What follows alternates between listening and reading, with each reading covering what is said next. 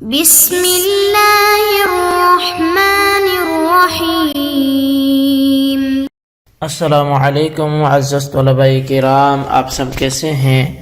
آج ہم تفسیر بیضاوی کے سبق نمبر 104 کو پڑھیں گے، اور آج کے ہمارے سبق کی عبارت جو ہے وہ الذین یؤمنون بالغیب سے شروع ہوتی ہے، اور آج کے ہمارے سبق کا عنوان بھی یہی ہے، الذین یؤمنون بالغیب کا بیان۔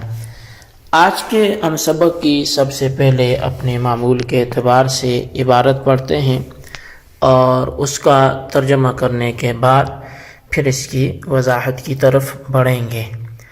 تو مصنف علیہ رحمہ لکھتے ہیں، الذین یؤمنون بالغیب، کہ وہ لوگ جو غیب پر ایمان لاتے ہیں، اما موصول بالمتقین علی انہ صفۃ مجرورۃ مقیدۃ لہ، ان فسر التقوی بترک ما لا ينبغی مترتبۃ علیہ ترتب التحلیلۃ علی التخلیۃ وتصویر علی التثقیل۔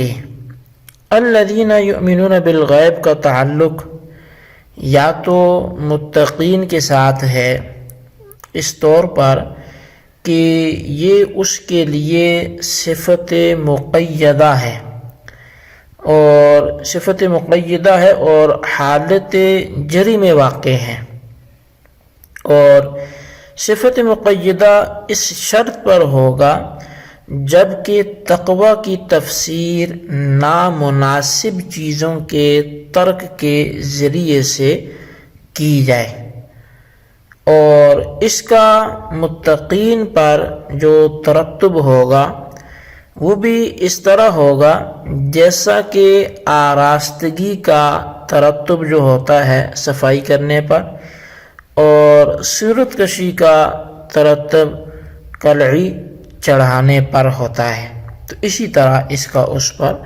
ترتب ہوگا۔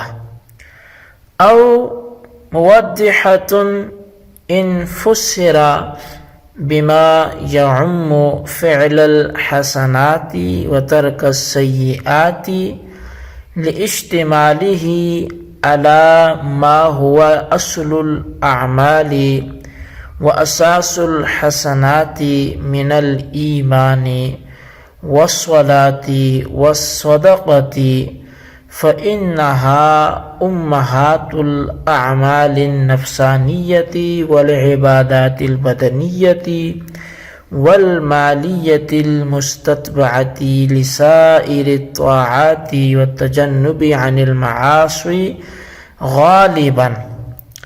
ألا ترى إلى قوله تعالى إن الصلاة تنهى عن الفحشاء والمنكر، وقوله عليه الصلاة والسلام الصلاة عماد الدين والزكاة قنطرة الإسلام۔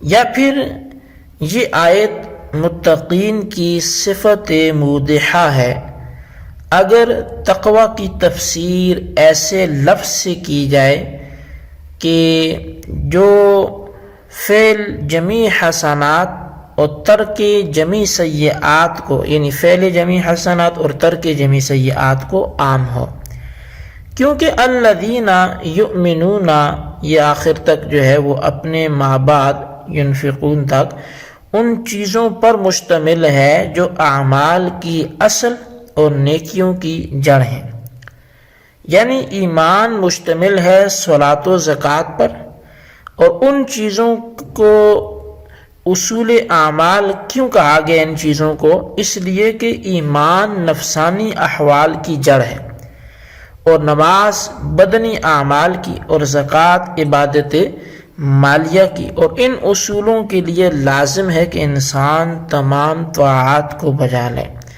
اور تمام گناہوں سے برطرف ہو جائے۔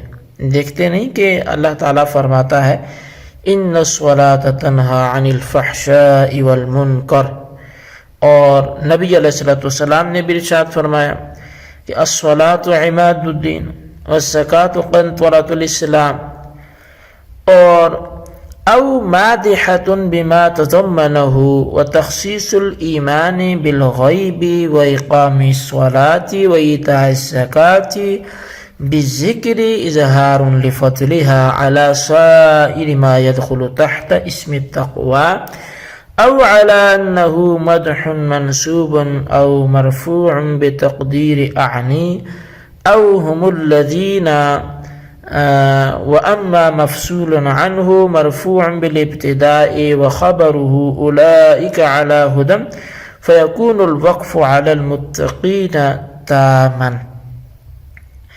یا پھر الذین یؤمنون، متقین کے لیے صفت مادحہ ہے ان چیزوں کو بصراحت ذکر کر کے جن کو متقین متضمن ہے.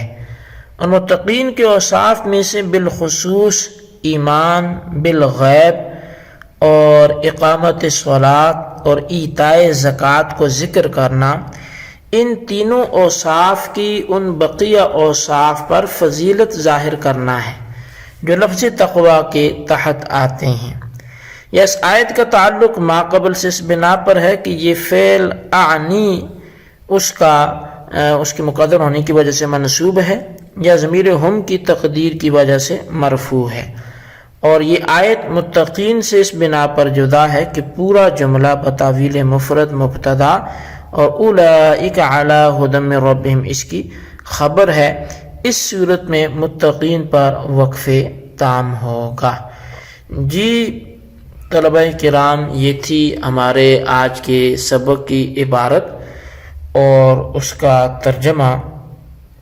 آئیے اب اس کی وضاحت کی طرف ہم بڑھتے ہیں اور اس کی وضاحت کو ہم کسی حد تک سمجھنے کی کوشش کرتے ہیں.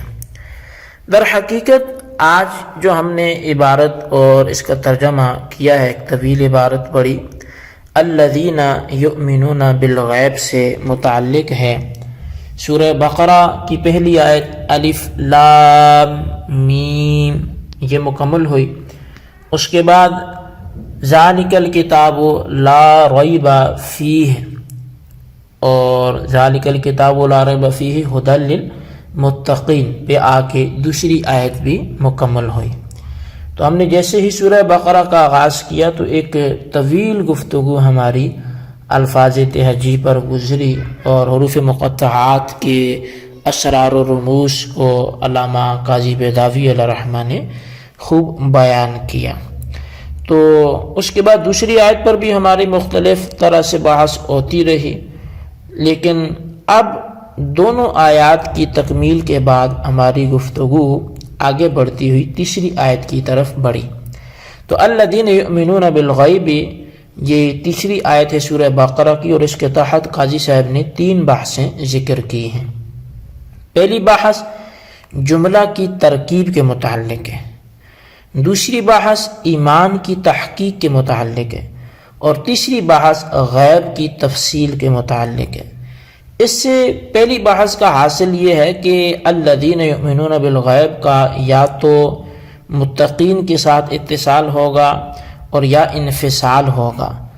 اگر انفصال ہے تو اس صورت میں الذین یؤمنون بالغیب یہ مبتدا ہے، اور اولئک علی ھدی من ربہم یہ جو عموماً پہلے پارے کے اگلے صفحے پہ لکھا ہوتا ہے، یعنی ایک صفحے پہ سورہ فاتحہ، پھر دوسرے پہ وبالآخرۃ ھم یوقنون تک، اور اس کے بعد آئندہ صفحے پہ اولئک علی ھدی من ربہم لکھا ہوتا ہے. تو یہ جو الذین یؤمنون بالغیب ہے یہ مبتدا ہوگا، اور اولئک علی ھدی من ربہم یہ اس کی خبر ہوگی. تو اس وقت متقین پر عطف یہ وقف جو ہوگا یہ وقف تام ہوگا. لیکن اگر اس جملے کا متقین کے ساتھ اتصال ہے تو پھر اعراب کے اعتبار سے اس کے اندر تینوں صورتیں ہو سکتی ہیں، مجرور بھی ہو سکتا ہے، منصوب بھی ہو سکتا ہے، مرفوع بھی ہو سکتا ہے. مجرور ہونے کی بنیاد یہ ہوگی کہ جملہ الذین یؤمنون بالغیب یہ صفت واقع ہو المتقین کی، اور پھر صفت کی 3 قسمیں ہیں، صفت مقیدہ ہے، موضحہ ہے، مادحہ ہے، اور یہاں تینوں قسم کی صفتیں بن سکتی ہیں.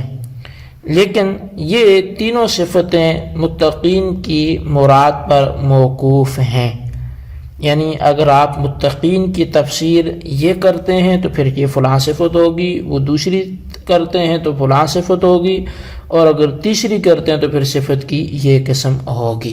تو بہرحال اس میں چونکہ تفصیل ہے، تینوں کو انشاءاللہ ہم تفصیل کے ساتھ ذکر کریں گے۔ آئندہ ہم بغیر عبارت کے صرف اسی کی توضیح و تشریح میں ہمارا سبق ہوگا۔ تو آج کے لیے اتنا ہی کافی ہے، عبارت پڑھیں، اس کا ترجمہ کریں اور اس تعلق کو سمجھ لیں کہ ہم آئندہ کیا پڑھنے لگے ہیں۔ اللہ تبارک و تعالیٰ سے دعا کرتے ہیں جو کچھ ہم نے پڑھا اسے یاد رکھنے کی، سمجھنے کی توفیق نصیب فرمائے۔ آمین بجاہ نبی الامین صلی اللہ علیہ وسلم۔